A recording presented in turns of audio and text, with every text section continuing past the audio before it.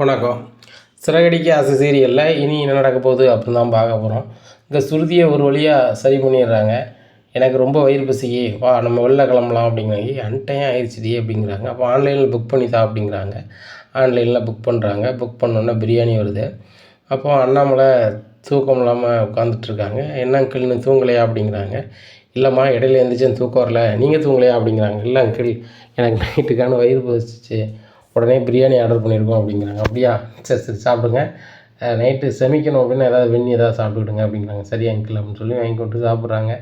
அண்ணாமலை சிரிச்சுக்கிட்டு உட்காந்துருக்காங்க. அப்போ முத்து தச்சையெல்லாம் எழுந்திரிச்சு பார்க்குறாரு. என்னப்பா இவ்வளோ நேரத்துக்கு நீ தூங்காமல் வந்திருக்க, உட்காந்துருக்க, என்னப்பா அப்படிங்கிறாங்க. டேய் முத்து, உங்கள் அம்மா கொரட்டை பயங்கரமாக விட்டா, சவுண்டாக கேட்குதுன்னு எழுந்திரிச்சு பார்த்தா அவன் கொரட்டையில் தூங்க முடியல. சரி அதான் வந்து நான் காலில் வந்து உட்காந்துருக்கேன் அப்படிங்கிறாங்க. அப்போ தூங்குப்பா நேரத்தோட அப்படிங்கிறா. தூக்கம் தான் தூங்கினோடா அப்படின்ட்டு இருக்காங்க. சரி நீ தூங்க வேண்டியதானே அப்படிங்கிறாங்க. இல்லைப்பா நீங்கள் தூங்காமல் நான் எப்படிப்பா தூங்குறது அப்படிங்கிற. டேய் நான் தூங்குறதுக்கு நீ தூங்குறதுக்கு என்ன வித்தியாசம், நீ தூங்கு அப்படிங்கிறாங்க. இல்லைப்பா நீங்கள் தூங்கப்பா அப்படின்னு சொல்லிட்டு முத்து பக்கத்துலேயே உட்காந்துருக்காரு. அண்ணாமலை அப்படி சோஃபாவில் தூங்கிடுறாங்க. தூங்கினோடனே தம் பெட்ஷீட் எல்லாத்தையுமே மூடி விட்டுட்ருக்காங்க. இங்கே விஜயா எந்திரிச்சு பார்க்குறாங்க. அண்ணாமலை காங்கலை எங்கே போயிட்டார் அப்படின்னு சொல்லி வந்து பார்க்குறாங்க. ஹாலில் தூங்கிட்டு இருக்காங்க. டேய் உங்கள் அப்பா ஹாலில் தூங்குறாரா, ரூமில் போய் தூங்க சொல்ல மாட்டியோ அப்படிங்கிறாங்க. எல்லாம் உங்களால் தான் அப்படிங்கிறாங்க. என்னாலையா?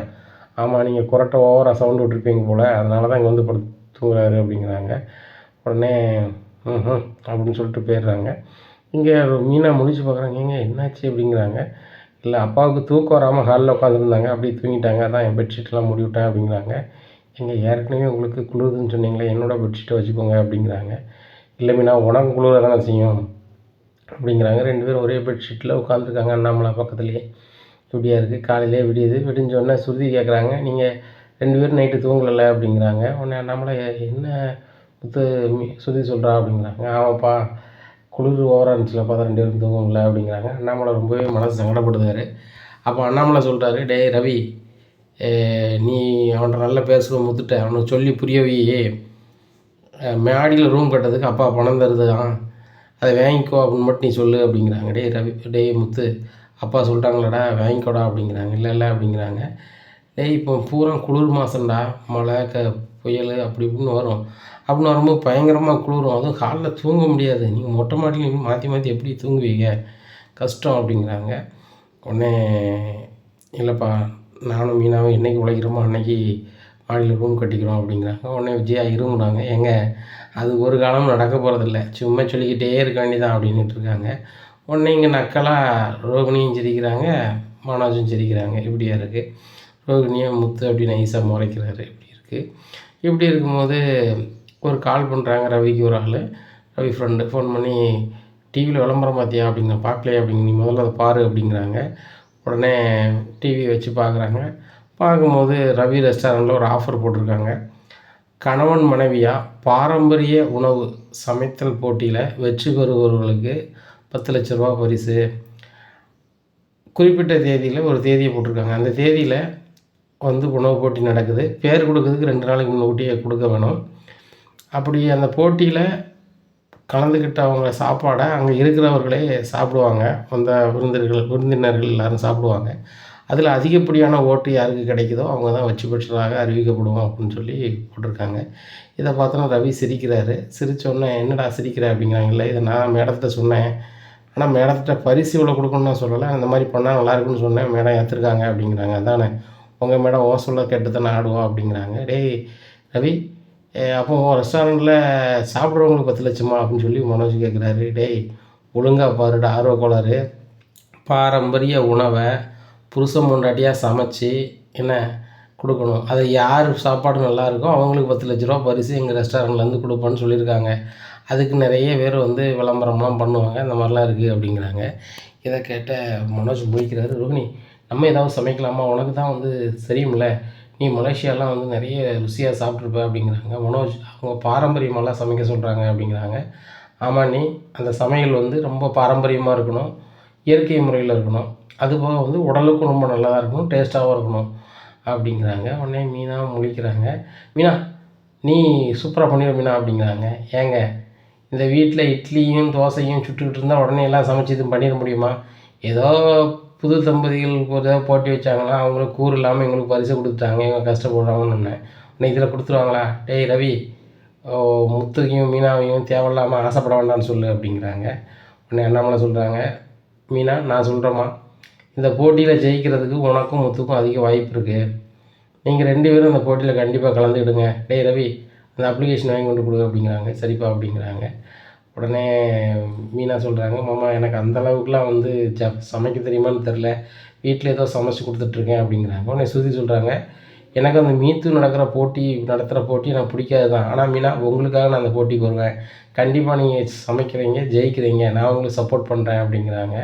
உடனே ஸ்ருதி நீங்களும் ஏதாவது ட்ரை பண்ணலாம்ல அப்படிங்கிறாங்க. மீனா என்னை பற்றி தான் தெரியுமே, நல்லா சாப்பிடுவேன் சரிங்களா, அந்த போட்டியில் நான் வந்து உங்களுக்கு ஆதரவாளராக வரேன் அப்படிங்கிறாங்க. இதை கேட்ட ரோகிணி சொல்கிறாங்க, மனோஜ் நம்மளுக்கும் வந்து சமைக்க தெரியும் அப்படின்னுங்கிறத நம்ம நிரூபிக்கணும். நான் வந்து கண்டிப்பாக சூப்பராக சமைச்சு காட்டுறேன் அப்படிங்கிறாங்க. அப்படியே ரோகிணி நீ சமைச்சிருவியா, அப்போ 10 லட்ச ரூபா நம்மளுக்கு தரான், ஓரளவு நம்மளுக்கு 10 லட்ச ரூபா வந்துருச்சுன்னா அந்த கடன் ஓரளவு நீங்கிடும் ரோகிணி அப்படிங்கிறாங்க. சரி மனோஜ் அப்படிங்கிறாங்க. உடனே மீனா சமையல் கட்டில் போய் மறுபடியும் சமைச்சிட்ருக்காங்க. அப்போ முத்து வராது, மீனா கண்டிப்பாக நம்ம ஜெயிக்கிறோம் அப்படிங்கிறாங்க. ஏங்க எல்லோரும் சொல்கிறாங்க அது எப்படிங்க நடக்கும், அவங்கெல்லாம் வந்து பயங்கரமாக சமைப்பாங்க அப்படிங்கிறாங்க. மீனா ஒரு வார்த்தையை கேள்விப்பட்டியா, பாரம்பரிய சமையல், நீ பாரம்பரியமாக தான் சமைப்ப, கெமிக்கல் உணவு எதுவுமே பயன்படுத்த மாட்டேன், அப்படி இருக்கும்போது கண்டிப்பாக நம்ம ஜெயிக்க வாய்ப்பு இருக்குது அப்படிங்கிறாங்க. ஏங்க அவங்க ஜோடியாக சமைக்கணும்னு சொல்கிறாங்க, நான் சமைப்பேன், எனக்கு நீங்கள் ஹெல்ப் பண்ண தானே முடியும், வேறு என்ன பண்ண முடியும் அப்படிங்கிறாங்க. மீனா அது போதும் மீனா பார்த்துக்கலாம் அப்படி இப்படின்னுட்டு இருக்கும்போது முத்துக்கிட்ட வராரு ரவி. அண்ணி நான் அப்ளிகேஷன் வாங்க வேண்டி தானே அப்படிங்கிறாங்க. ரவி வேண்டாம், மாமா சொல்கிறாங்க, என் வீட்டுக்காரர் சொல்கிறாரு, ஆனாலும் நீங்களும் தான் சொல்கிறீங்க, ஆனாலும் அத்தை சொல்கிற மாதிரி நான் வீட்டில் சமைக்கிறது பெருசாக வரல, அங்கே வரும்போது ஒரு மாதிரி ஆயிடக்கூடாதுல்ல அப்படிங்கிறேன். அண்ணி நீங்கள் சமைக்கிறது எல்லாமே சூப்பர் தான், அம்மா அவங்கள பிடிக்காமல் பேசிகிட்டு இருக்காங்க பார்த்துக்கலாம் அப்படின்னு சொல்லிட்டு ரவி போயிடுறாரு. அப்ளிகேஷனில் வந்து மீனாண்டி பேர் எழுதி கொடுத்துட்றாங்க. ரவி வந்து ஃபோன் பண்ணி முத்துக்கும் சொல்கிறாங்க. இப்படி இருக்கும்போது இங்கே ரோகிணி எப்படியாவது இந்த 10 லட்சத்தை ஜெயிக்கணும் அப்படின்னு சொல்லிட்டு நெட்டில் அப்படி இப்படின்னு பார்த்து வித்யா வீட்டில் போய் சமையல் பண்ணிட்டு கிடக்காங்க. வித்யா சொல்கிறாங்க, ஏன்டி கரிச்சிக்கிட்டு வச்சுட்டு கிடக்க அப்படிங்கிறாங்க. இல்லை அந்த முத்து மீனாவை ஜெயிக்க விடக்கூடாது அப்படிங்கிறாங்க. அதை ஜெயிக்க விடாமல் நீ எப்படி பண்ணுவேன் அப்படிங்கிறாங்க. அதோட நான் சூப்பராக பண்ணோம்னா அவங்க ஜெயிக்க முடியாதுல்ல அப்படிங்கிறாங்க. லூஸு நீ ஒரு காலம் சமைச்சிக்கிட மாட்டேன், அது சரி வராது, திங்கிறதுக்கு தான் லைக்கு அப்படி இப்படிங்கிறாங்க. நான் சமைச்சு காட்டுறேன் பாரு அப்படி இப்படின்னுட்டு கிடக்காங்க. இங்கே அதே நேரத்தில் மனோஜ் கால் பண்ணுறாங்க, ரோகிணி நம்ம ஜெயிச்சிடலாம்ல, இப்போது வியாபாரமும் இல்லை, அதுபோக கடையும் வந்து நான் வந்து ஒரு மேனேஜர் மாதிரி தான் வேலை பார்த்துட்ருக்கேன், நம்ம கடன்லாம் அடைக்கணும்னா கண்டிப்பாக அந்த 10 லட்ச ரூபா வேணும் அப்படிங்கிறாங்க. மனோஜ் நான் எப்படியாவது சமையல் கற்றுக்கிறேன் அப்படிங்கிற. கற்றுக்க போகிறேன் அப்படிங்களா, இல்லை ஏற்கனவே எனக்கு தெரிஞ்ச சமையலை கொஞ்சம் நான் மெருகூட்டிக்கிறேன் அப்படிங்கிறாங்க. சரி ரோகிணி அப்படி இப்படிங்கிறாங்க. இங்கே சமையல் படித்து பார்க்குறாங்க, ஒன்றும் நடக்கலை.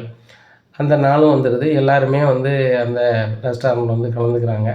அப்போ ஜோடியாக சமைக்க போகிறாங்க. இங்கே மனோஜ் ரோகிணி சமைக்க போகிறாங்க, இங்கே முத்து மீனாவும் சமைக்க போகிறாங்க. முத்து மீனா ரொம்ப செமையாக சமைக்கிறாங்க, இயற்கை உணவில் சமைக்கிறாங்க. சமைச்சு அந்த உணவுகளை முதல்ல எல்லாருக்கும் பரிமாறுறாங்க. அப்புறம் ரோகிணி மனோஜ் சமைச்ச உணவுகளையும் பரிமாறுறாங்க. நிறைய ஜோடி சமைச்சதை பரிமாறுறாங்க, எல்லாருமே சாப்பிட்றாங்க. அப்போ மைக்கில் பேசுகிறாங்க, இந்த மாதிரி யார் உணவு அதிகமாக இருக்குது அப்படின்னு சொல்லிவிட்டு நாங்கள் வந்து சொல்லுவோம். யார் உணவு அதிகமாக நல்லா இருக்குது அப்படின்னு நீங்கள் வந்து ஆதரவு கொடுக்கணும். நம்பர் 1, நம்பர் 2, நம்பர் 3, நம்பர் 4ன்னு சொல்லுவோம். நம்பர் 1 மீனா முத்து, நம்பர் 2 மனோஜ் ரோகிணி அப்படின்னு சொல்லி ஒவ்வொரு ஜோடி பேராக சொல்கிறாங்க. சொல்லும்போது நம்பர் 1 அப்படின்னா நம்பர் 1 அப்படின்னு சொல்லி எல்லாருமே என்ன செய்யணும், கை தூக்கணும் அப்படிங்கிறாங்க. எல்லாருமே அந்த ரெஸ்டாரண்ட்டை பொறுத்த மட்டும் எல்லா உணவையும் சாப்பிட்டு முடிச்சுட்டு உட்காந்துருக்குறாங்க. அப்போது நம்பர் 1 பிடிச்சிருக்கு அவங்களுக்கு உணவு அப்படின்னா எங்களுக்கு இவங்கள மட்டும்தான் பிடிச்சிருக்கு அப்படின்னு சொல்லி எல்லாருமே கத்துறாங்க. இதை பார்த்தோன்னா மறுபடியும் இன்னொரு முறை கேட்குறேன், எந்த உணவு உங்களுக்கு பிடிச்சிருக்கு அப்படின்னு மறுபடியும் கேட்குறாங்க. மறுபடியும் சொல்கிறாங்க.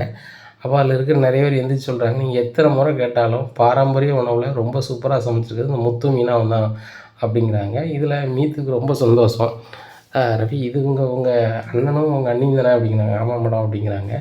அதனால் எல்லோரும் முன்னாடியுமே அந்த 10 லட்ச ரூபா பரிசை கொடுக்குறாங்க. விஜயாவுக்கு மனசே தாங்கலை, என்னடா இவ்வளோ பேர் சமைச்சிருக்காங்க, இந்த முத்து மீனாவுக்கு சமையலுக்கு தான் இது கொடுக்கணுமா அவங்க பரிசு அப்படின்னு சொல்லிட்டு ரொம்ப கடுப்பில் இருக்காங்க. பரிசை வேண்டி வீட்டுக்கு போயிடுறாங்க. அப்புறம் ரவியை பிடிச்சி சத்தம் போடுறாங்க, டேய் ரவி உங்கள் ரெஸ்டாரண்ட் ஓனர்கிட்ட இவங்களுக்கு பரிசு கொடுக்க சொன்னியா அப்படிங்கிறாங்க. நான் எப்படிமா கொடுக்க முடியும், அங்கே 12,000 சம்பளத்துக்கு நான் வேலை பார்த்துட்ருக்கேன், நான் அந்த இடத்துல ஒரு வேலைக்காரன் மாதிரி தான், அப்படி இருக்கும்போது நான் எப்படிமா 10 லட்ச ரூபா பரிசு உங்களுக்கு கொடுக்கணும்னு சொல்ல முடியும் அப்படிங்கிறாங்க.